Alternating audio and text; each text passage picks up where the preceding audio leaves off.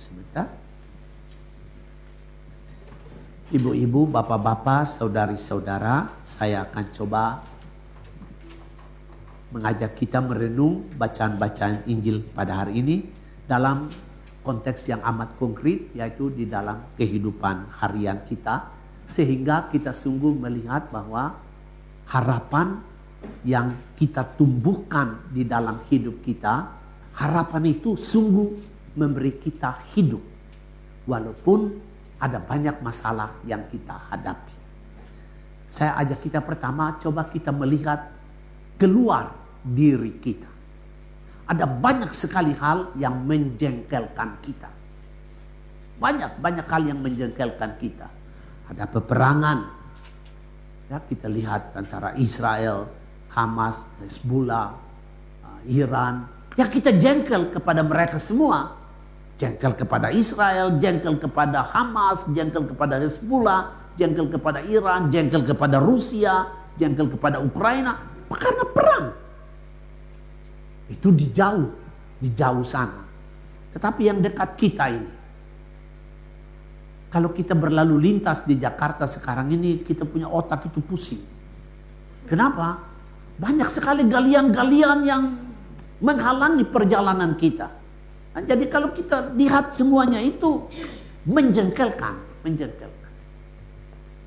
Sekarang kita lihat di dalam diri kita juga ada banyak gelora-gelora negatif, banyak gejolak negatif ada di hati kita.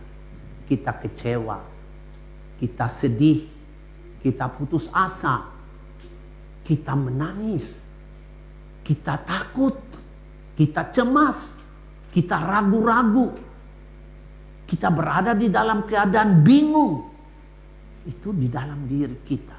Nah, ibu bapak, kalau harapan tidak segera bertumbuh di dalam batang hati kita, kalau harapan tidak segera tumbuh di dalam batin kita, maka hidup kita tidak tahu.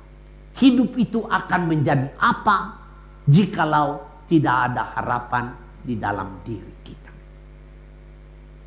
Karena yang kita hadapi adalah semua gejolak-gejolak negatif, baik di luar maupun di dalam diri kita.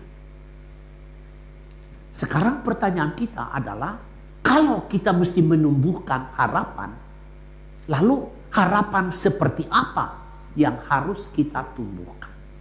Hari ini kitab suci, baik bacaan pertama maupun bacaan Injil, memberitahu kepada kita bahwa pada waktu kita berhadapan dengan gejolak-gejolak itu, maka kita mesti menumbuhkan harapan kepada kuasa dan kasih Allah.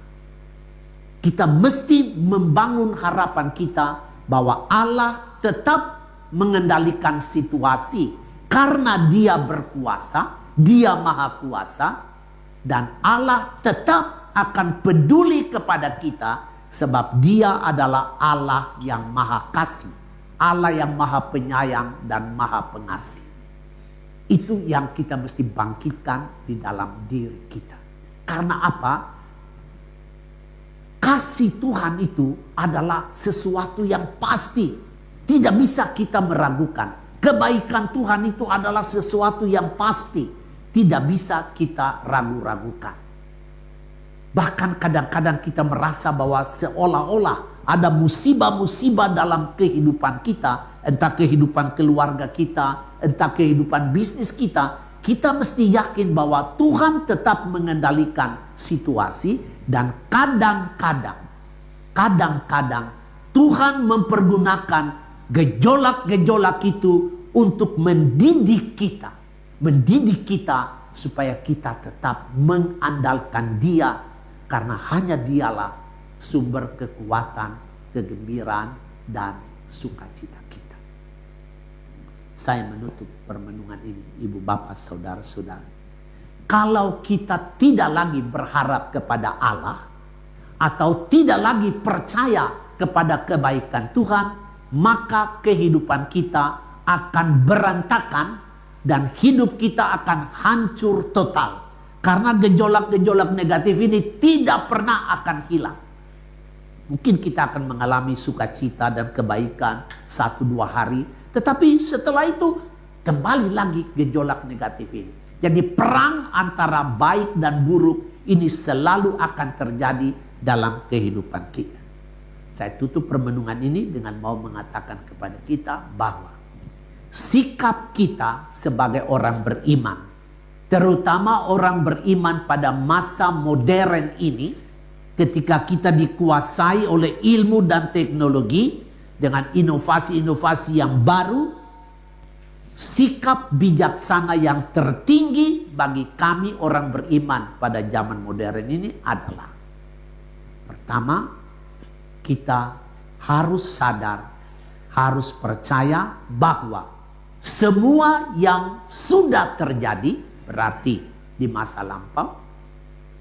Yang kedua, semua yang sedang terjadi sekarang ini, masa sekarang, dan semua yang akan terjadi besok, masa depan, semua yang sudah terjadi, semua yang sedang terjadi, dan semua yang akan terjadi, itu semua akan berakhir di tangan Allah yang Maha Pengasih dan Maha Penyayang. Kita mesti yakin ini.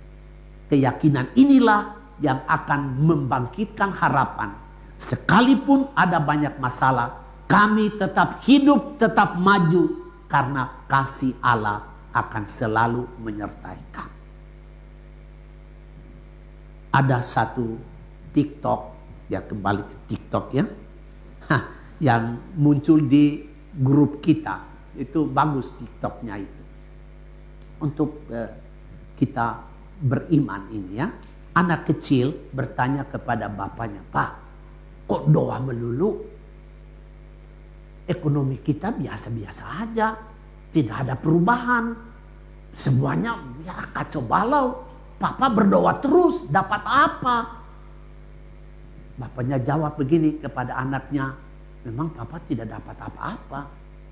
Tidak dapat apa-apa. Bahkan papa banyak kehilangan dalam doa itu. Papa banyak kehilangan."